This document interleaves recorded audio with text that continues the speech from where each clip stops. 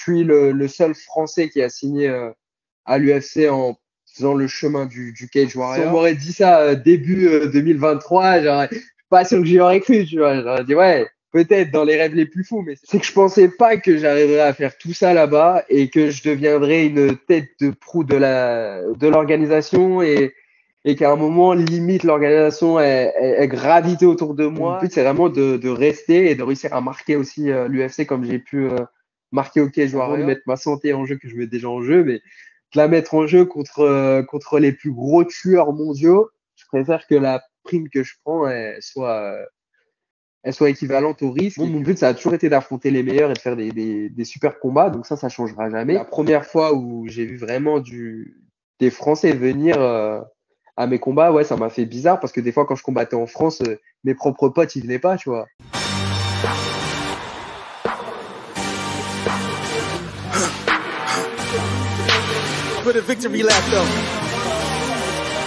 Bonjour à tous et bienvenue sur The Fight Club. Aujourd'hui, on a la chance d'avoir avec nous The Last Pirate, Morgan Charrière. Morgan, comment vas-tu? Ça va super. Merci pour l'invitation. Avec grand plaisir, merci à toi d'avoir accepté. Morgan, l'année 2023, elle se termine pour toi avec un bilan de 3 victoires en 3 combats. Quel bilan tu tires de cette année 2023?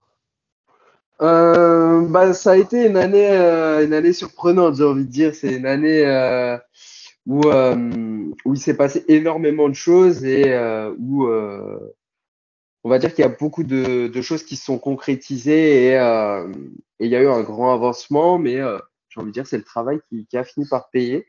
Mais ouais, ça a été une année charnière en fait, je pense dans ma carrière.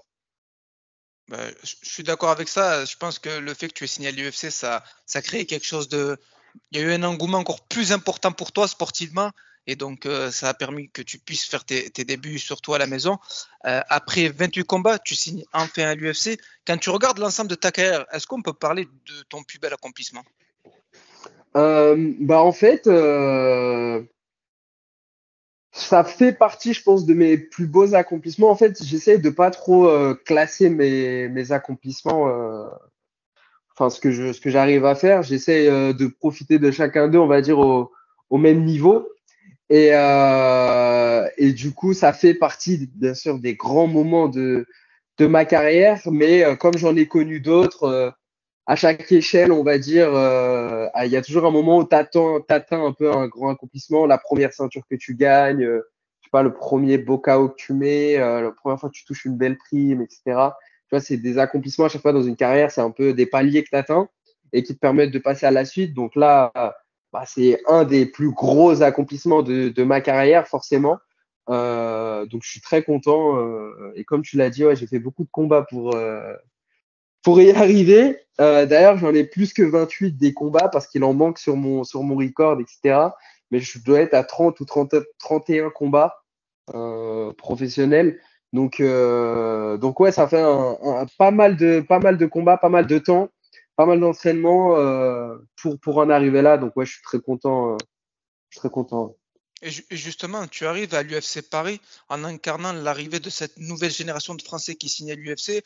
Premier combat, KO face à Manolo Zecchini au premier round, performance de la soirée, le bonus des 50K. De l'intérieur, tu le vis comment tout ça? De l'intérieur, en fait, j'ai beaucoup comment dire, d'émotions, de sentiments, de choses qui arrivent parce que, déjà, de signer à l'UFC de la façon dont je le voulais, en étant passé au Cage Warrior avant, en ayant fait mes armes là-bas, de réussir à signer. Je suis le seul Français qui a signé à l'UFC en faisant le chemin du Cage Warrior qui pour tous les autres étrangers, là je parle des Anglais, Irlandais, etc., qui ont fait ce chemin et ensuite qui ont signé à l'UFC, c'est très bien passé pour eux après. Et j'ai l'impression que c'est ce qui est en train de se passer aussi pour moi. Donc je suis très content déjà que les risques que j'ai pris et le choix de carrière que j'ai fait, ça paye au final. Ça n'a pas été simple, mais je trouve que c'était les bons choix. Et je me suis perdu. C'était quoi la Ma question? question, c'était comment tu le vis de l'intérieur, tout ça, Ah, toute yes, cette expérience? yes. Et du coup, en fait, Bah forcément, en fait, je suis vraiment très très content d'avoir signé et d'avoir réussi à amener une performance vraiment de malade à mon premier combat à l'UFC et à l'UFC Paris, donc en France pour mon retour, parce que du coup moi j'avais pas combattu en France depuis au moins 7 ans, 6 ans, je sais pas. Enfin, le MMA était pas légal en France. Je combattais en pro crash. C'était complètement autre chose. Euh, et donc, de revenir, d'avoir déjà beaucoup de Français qui me connaissent, qui me suivent, mais au final, très peu d'entre eux m'avaient vu combattre en vrai, sauf ceux qui sont déplacés au Cage Warrior. Mais sinon, très peu avaient eu l'occasion de me voir combattre en vrai et de vraiment voir ce que je produis dans une cage, de tout ce qui se passe, quoi. Et je suis content ouais, d'avoir réussi à performer à l'UFC Paris pour mon retour, à l'UFC en début, et de claquer un KO magnifique, de faire une performance, de prendre le bonus et tout. C'est genre, si on m'aurait dit ça début 2023, genre, pas sûr que j'y aurais cru, tu vois. J'aurais dit, ouais, peut-être dans les rêves les plus fous, mais c'est genre, ouais, tout s'est aligné. Ouais, c'est un rêve éveillé, en fait, ce qui s'est passé un peu. Mais d'un côté, c'est pas de la chance, c'est genre, c'est vraiment beaucoup, beaucoup de travail. Et quand ça arrivait, j'étais pas surpris que ce soit passé, tu vois. C'est genre vraiment, genre, ça peut être présomptueux, tu vois, de dire ça, mais j'étais genre, ouais, normal, en fait. Au bout d'un moment, il faut bien que le travail y paye et que ce qu'on a mis en place, ça fonctionne. Du coup, on n'a vraiment pris aucun raccourci, on s'est entraîné comme des malades pour l'UFC Paris, on s'est entraîné comme des fous. Manolo, je le connaissais par cœur. Euh, donc, grâce auquel j'ai l'habitude de préparer quand même des combats d'assez haut niveau et en plus des combats des fois sur pas beaucoup de durée, sur 3 semaines, 4 semaines, etc. J'ai eu beaucoup de short notice et tout. Donc pour moi, il y avait rien de nouveau à affronter Manolo, hormis le fait que ce soit en France. Et ça a été, je pense, ça la plus grosse partie de ma préparation, c'est de bien recevoir le public français, l'attente qu'il pouvait y avoir autour de moi, autour d'événements, etc. Et de pas, comme on dit, chier dans la colle le soir de l'événement parce que tu es en France, tu es chez toi, il y a ta famille, tout le monde t'attend au tournant. Donc, ouais, c'était ça le plus dur en vrai. Et au final, le fait qu'on ait passé ça avec brio, j'ai envie de dire, ça fait plaisir. Donc, ouais, non, non, très heureux. Ouais, les sentiments intérieurs, c'est très heureux que ça paye et qu'on commence à enfin pouvoir évoluer dans ma carrière, vu que j'ai passé énormément de temps avec les joueurs ailleurs, qu'il y a un moment où j'ai un peu stagné, que c'était assez long, le temps était long, mais au final, ça a payé. Donc, ouais, sentiment de joie, Le résultat était à la hauteur de tes attentes. Et puis moi, j'ai été au c'est premier ça. plan. Ouais. J'ai vu ta performance. Tu nous as fait énormément plaisir. J'étais à côté d'Alex. Je pense que la sensation que tu nous as procurée, elle était unique. Et ce qu'il y a d'intéressant dans ton parcours, dans tes atouts de combattant, c'est que tu fais partie de ceux qui ont, au tout début de leur carrière, compris l'importance de la médiatisation et des réseaux sociaux. Quand tu regardes un petit peu ton évolution sur cet aspect-là, comment tu la juges et qu'est-ce qui fait qu'aujourd'hui, Morgan is the real deal? Euh, bah, on va dire que déjà c'était une autre époque à ce moment-là et il y avait pas beaucoup de médias déjà. Il y avait très peu de médias. Les peu de médias qu'il y avait, souvent ils parlaient souvent des mêmes personnes. Actuellement, ça se passe encore d'ailleurs que les médias parlent très souvent des mêmes personnes en boucle parce que c'est eux qui font le plus de clics, il y a le plus de hype, etc. Donc c'est le plus simple pour un média pour performer. Et j'ai toujours eu un peu ce truc de c'est relou quoi. Enfin pour un combattant c'est relou. Tu comprends pas trop pourquoi personne vient te parler ou personne parle de ce que tu essaies de faire ou de ce que tu fais. Surtout quand c'est bien, quand tu fais des résultats, que tu gagnes des ceintures, que tu fais des beaux combats. Tu te sens un peu mis de côté ou mis à l'écart quand on parle pas trop de toi pour tes performances, pour ce que tu fais, à juste titre ou non. Donc ça peut être aussi un côté égoïste de ma part ou je sais pas. Mais du coup, moi, je voulais juste prendre le contrôle de mon image et de ma communication et de pas devoir attendre que les gens veuillent me donner de l'attention pour me faire voir. Parce que du coup, vu que le MMA, c'est un sport voilà, privé, Les organisations, faut qu'elles s'y retrouvent. Toi, en tant qu'athlète, si tu veux vraiment vivre de ton sport, surtout à cette époque-là, fallait quelque chose de plus pour attirer du sponsor, attirer des choses, des gens. Donc, bah, j'ai décidé de communiquer sur les réseaux, de montrer un peu ce que je fais et de partager aussi le MMA qui, à l'époque, avait pas grand monde qui s'y intéressait. Moi, je trouvais ça dommage parce que c'est un sport de ouf. Et j'étais sûr que si les bonnes personnes tombaient dessus, elles tomberaient amoureuses de ce sport, hein. Mais tu vois, que ce soit sans le pratiquer, juste en le regardant ou en allant le pratiquer, il y a plein de formes d'apprécier le MMA. Et donc, bah, moi, j'ai communiqué dessus parce que c'était ma passion et vraiment, j'ai éprouvé beaucoup de plaisir à juste aller m'entraîner avec mes amis et tout. Donc, pour moi, ça a été assez naturel, ouais, de commencer à communiquer dessus, faire des vidéos, des machins, etc. Et prendre et commencer à évoluer de ce côté-là, YouTube, Instagram, etc. Donc, est-ce que ça fait de moi The Real Deal? Je sais pas, mais j'ai de l'expérience quoi dans la communication, dans la gestion d'image, dans toutes ces choses-là, et ça m'aide énormément au quotidien et ça va énormément m'aider à l'UFC. Ça m'aide déjà et ça m'a aidé au cours de ma carrière. Ça m'aide dans pas mal de négociations, dans un tas de choses. En interne, on va dire, dans le MMA. Donc, je suis content d'avoir pris ce risque et d'avoir essayé des choses. Ça n'a pas été simple, mais au final, ouais, je suis très content en plus, c'est que du plaisir et du bonheur, tu vois. Pour moi, je partage ce que j'aime faire. Donc, c'est un travail sans être vraiment un travail. C'est juste de la charge mentale, en fait. C'est bien parce que la médiatisation à l'époque n'était pas la même qu'aujourd'hui, tu l'as déjà dit. Tu as créé ta propre médiatisation, c'est important. Tu as toujours rêvé, tu l'as toujours dit que tu rêvais de l'UFC, tu as toujours gardé ce rêve dans un coin de ta tête. Est-ce qu'à un moment donné dans ta carrière, tu as arrêté de croire à un avenir à l'UFC? Je dirais juste qu'il y a un moment où c'était plus loin, quoi. Que je sais pas, j'en aurais pour combien de temps, qu'est-ce que j'allais devoir faire pour y arriver. Est-ce que j'y arriverai un jour? Mais ça a toujours été l'objectif. J'ai toujours eu ça dans un coin de ma tête, avec toujours le focus dessus, peu importe ce qui se passait, peu importe le moment, la, le problème, la hype, pas la hype.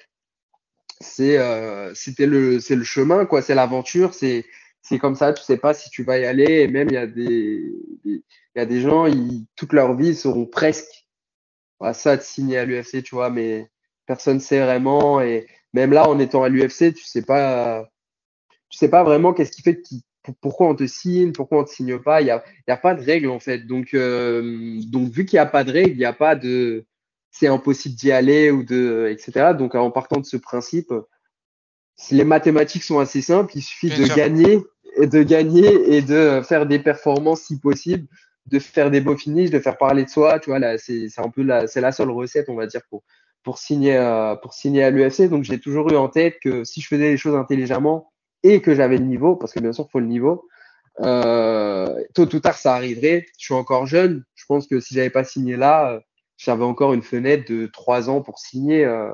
Donc, ça laisse pas mal de temps pour faire des bons combats dans des bonnes engages contre des bons adversaires. Donc j'ai toujours eu ça dans un coin de ma tête. C'est juste qu'il y a des moments c'était plus près, des moments c'était plus loin.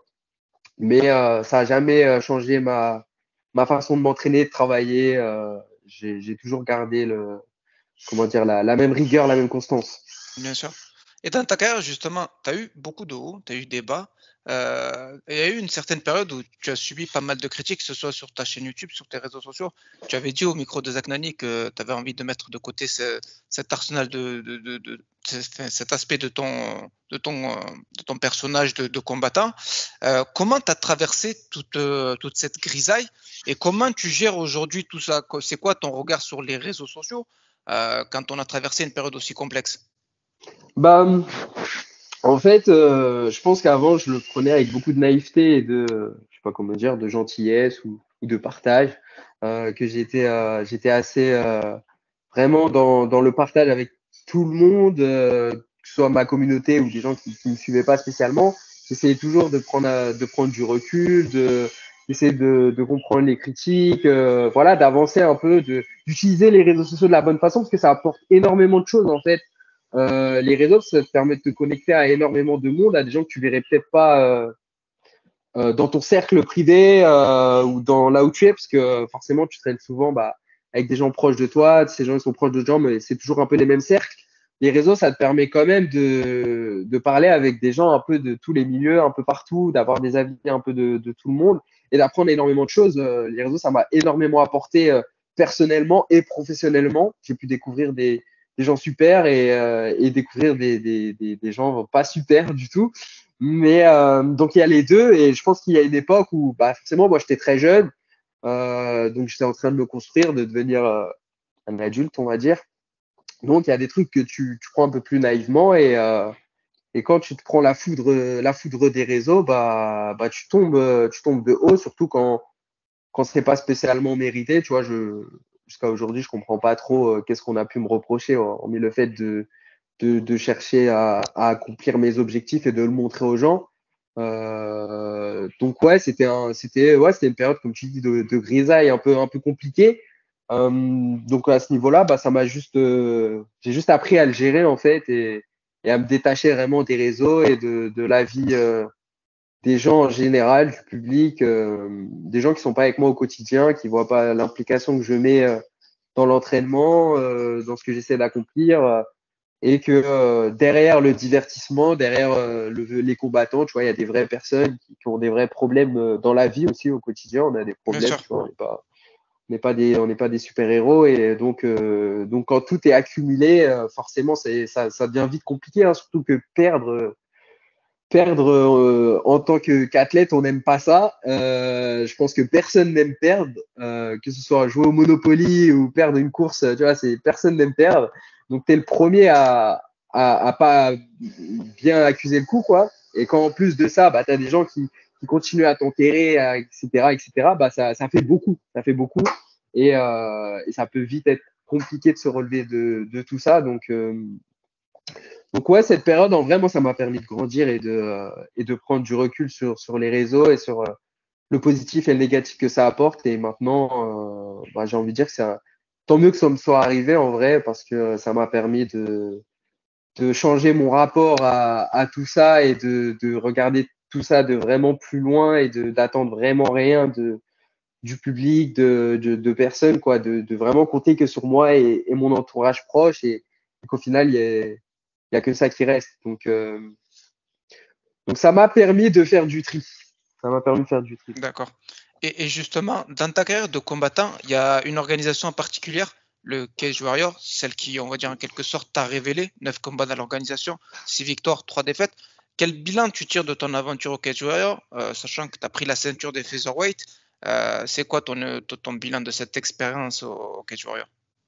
Euh, bah, mon bilan de mon expérience là-bas, c'est que je pensais pas que j'arriverais à faire tout ça là-bas et que je deviendrais une tête de proue de l'organisation et qu'à un moment, limite, l'organisation, elle gravitait autour de moi et je pensais pas vraiment quand je serais arrivé à mon premier combat là-bas, ça se transformerait de cette façon. Après, j'ai toujours eu des ambitions, j'ai toujours eu conscience de mon niveau et de ce que je pouvais faire. Mais entre avoir conscience et réussir à transformer le truc, il y a souvent un monde.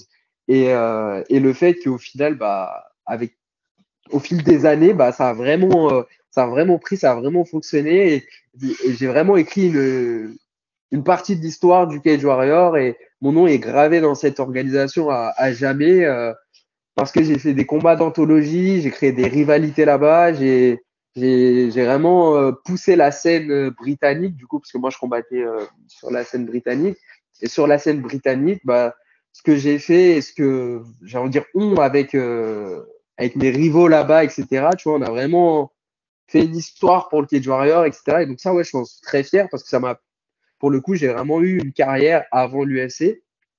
Et là, on va dire que je suis dans la deuxième partie. Et le cage warrior, moi, ça m'a permis en fait comment dire, de me former, de m'entraîner Bien à ce sûr, qui va arriver maintenant dans la grande ligue qui est l'UFC.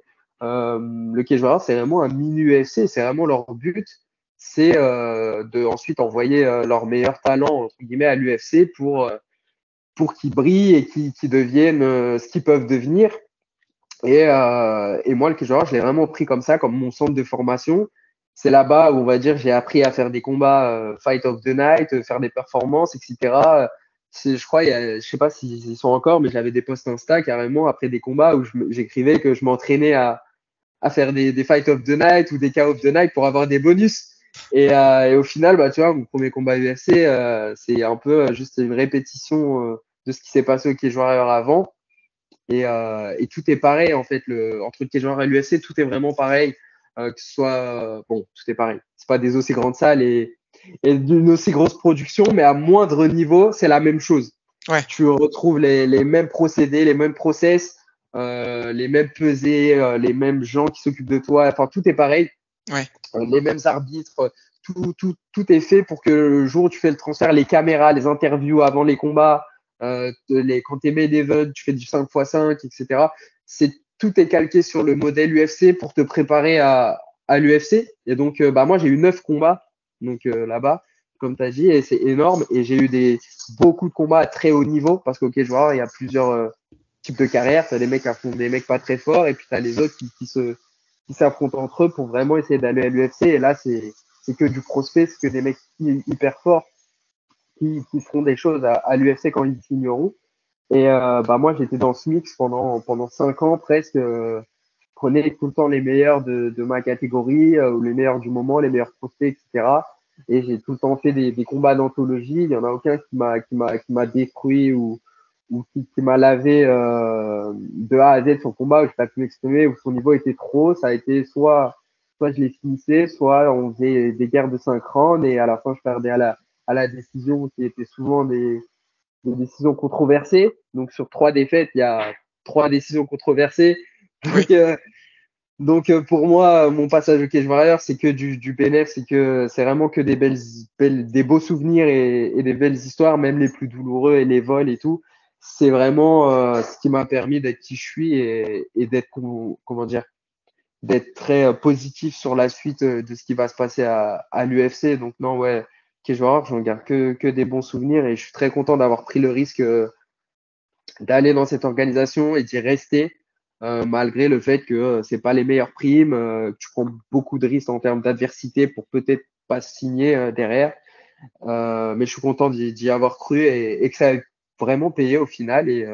Donc ouais, voilà, non, l'arc Cage Warrior, très content de l'avoir fait et d'avoir participé comme ça, je peux pas dire à l'évolution d'une organisation, parce que le Cage Warrior, ça Ouais. existe avant moi et ça existera après, mais d'avoir pu marquer mon passage dans cette organisation. Et c'est toujours un plaisir quand j'y vais ou quand je regarde les images. Tu vois, ils ont des photos de tous leurs champions. Il y a une image de moi, il y a un poster de moi avec la ceinture, Morgan Charrière, et je suis à côté de Bisping, de Connor, de Paddy.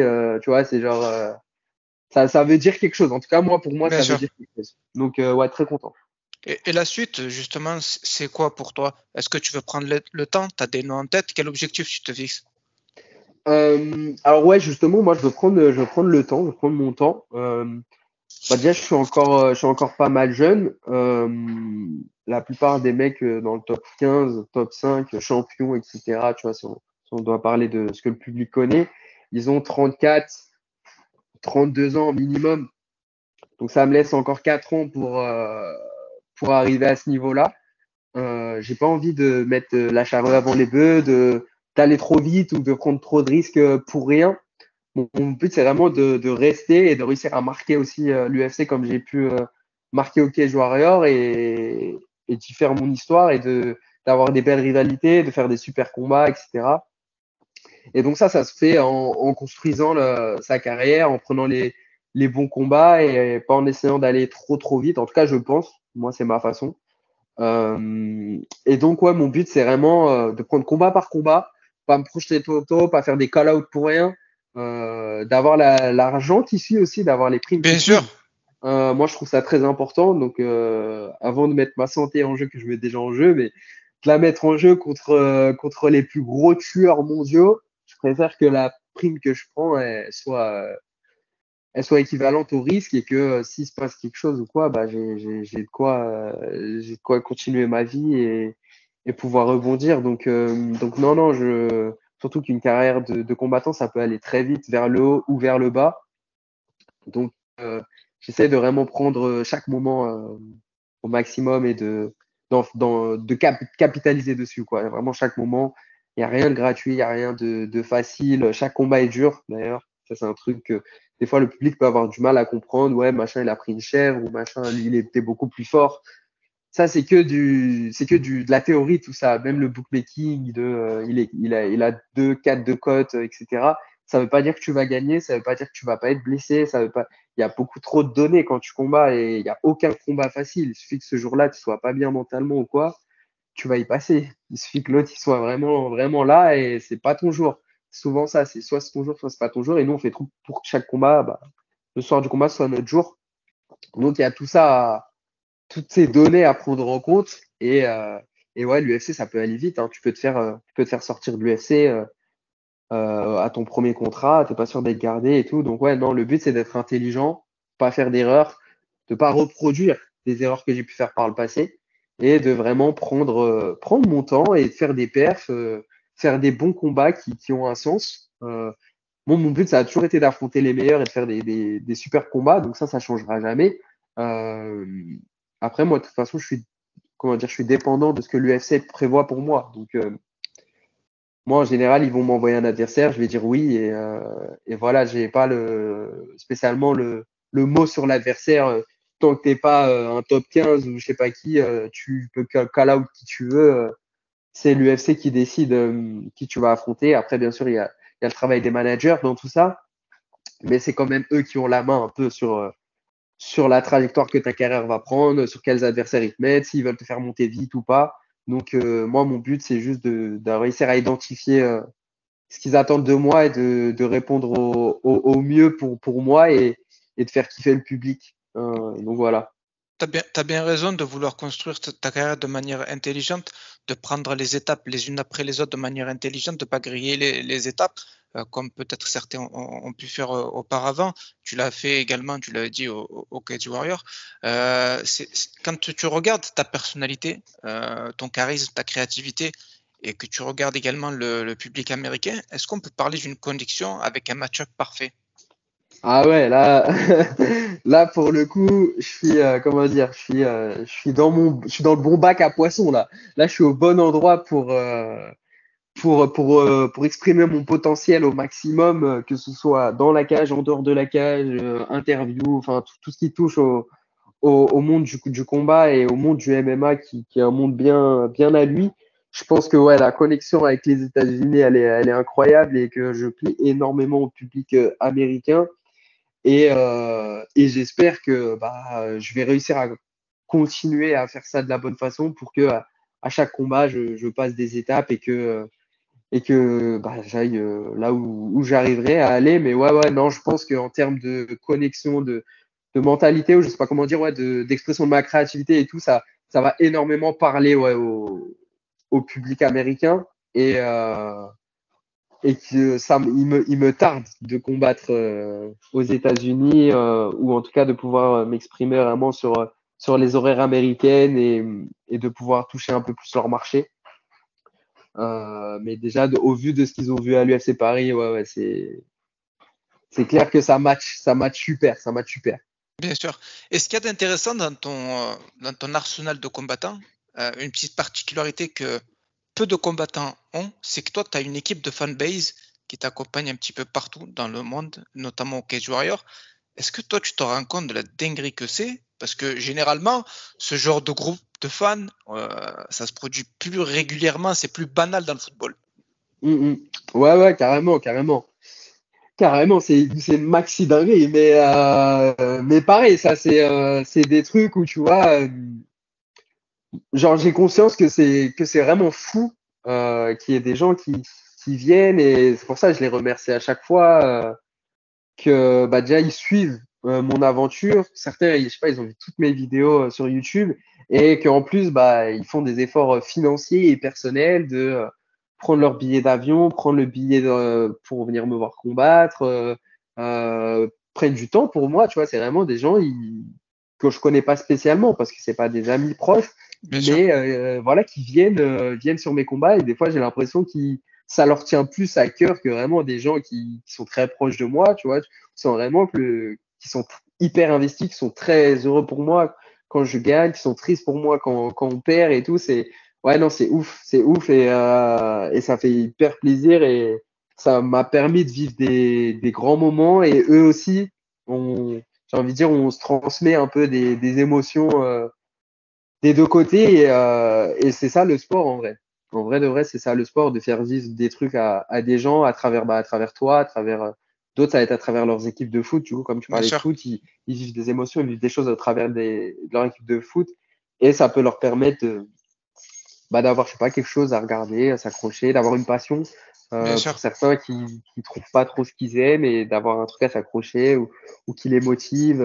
Donc ouais, non, c'est ouf et à chaque fois, je suis très reconnaissant de ça parce que j'aurais jamais pensé, tu vois, que des gens que je ne connais ni d'Ève ni d'Adam, juste au travers de vidéos de quoi ils décident de se déplacer, d'investir de leur propre argent.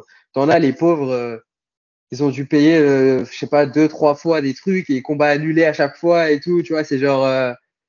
Du coup, ça les touche autant eux que moi Ouais. parce que c'est dans leur porte-monnaie et moi, c'est dans mon temps, dans la préparation et tout. Mais ouais, non, c'est ouf et puis ça crée des liens, ça crée des histoires. Donc, non, je suis trop content d'avoir réussi à créer ça en étant juste un sportif d'un sport vraiment individuel et tout, d'avoir vraiment des gens qui me suivent, je vais pas dire exclusivement moi, mais voilà, qui ont une petite préférence pour vraiment venir.